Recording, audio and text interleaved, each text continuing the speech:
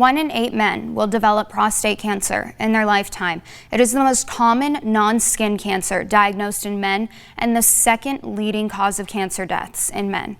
Here at Newswatch 12, we have lost one of our very own because of it. And here in our community, there are a number of men who have been diagnosed with it. So as we go blue this September for Prostate Cancer Awareness Month, we are joined by Grant's Pass Fire Marshal, Joe Hyatt, a man who battles fires almost every day and who has had his own battle with prostate cancer. Thanks for being with us today. Thank you for having me. Absolutely. And so we appreciate you talking about prostate cancer and talking about this time in your life, because obviously it was a difficult journey for you. And so kind of walk us through how it started, how you were diagnosed, and if you were seeing any symptoms or if it was just a regular screening. You know, I was lucky. My father passed away from cancer and decided I probably ought to start getting screened.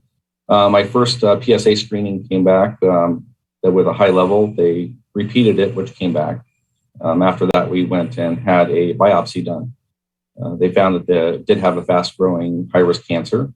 I was extremely lucky in the fact that I was in to get surgery and I had no spread, and I'm now 5 years cancer-free.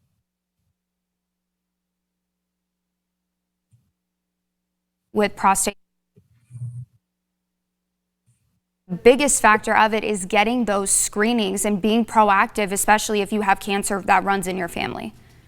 Most definitely. I mean, we look at the fire service, we have a high risk for cancer, you know, for basically people to understand what the risks are, get the screenings, and don't be intimidated. Men's getting to be a little bit stubborn, especially when you're talking about, you know, things like prostate cancer. And it's just important to find a good doctor, get your screenings done, and follow through. And I think that is one of the challenging things about prostate cancer. We talk about breast cancer and everyone knows, you know, you have to go get your mammogram starting at a certain age. But prostate cancer, I mean, it is a very private area of your body. It's not something that, you know, you necessarily could see on your own. And so how do you think that this should be talked about within the community so that more men are aware of this risk and that more men do go and they get those screenings?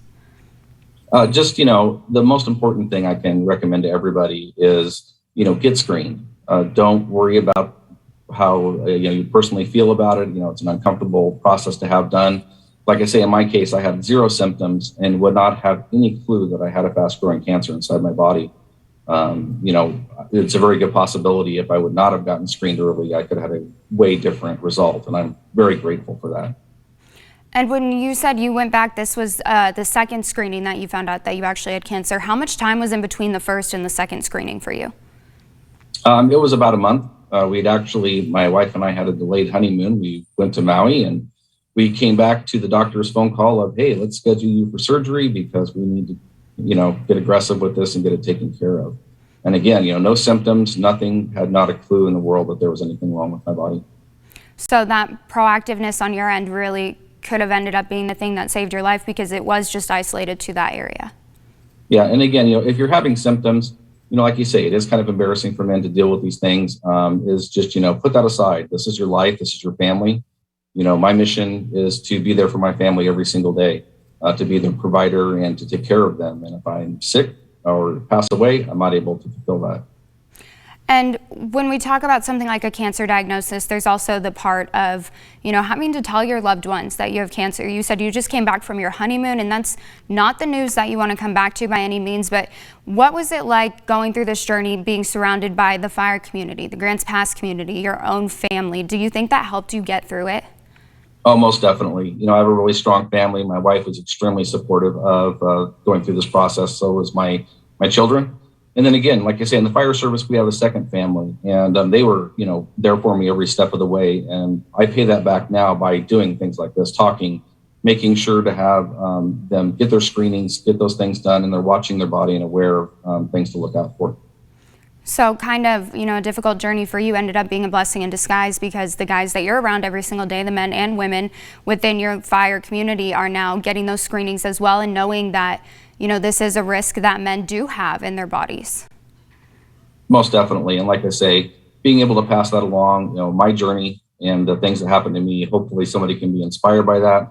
Get their screenings done. And, you know, if you're having especially any kind of issues, to get into the doctor, make sure to get that done so you can stop the process.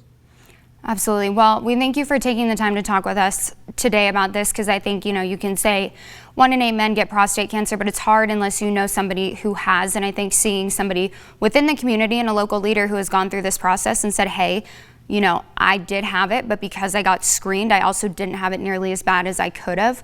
I think that will mean a lot to people and hopefully encourage a lot of men to go out and get those screenings done as well. I really hope so. Thank you for being with us today. Thank you.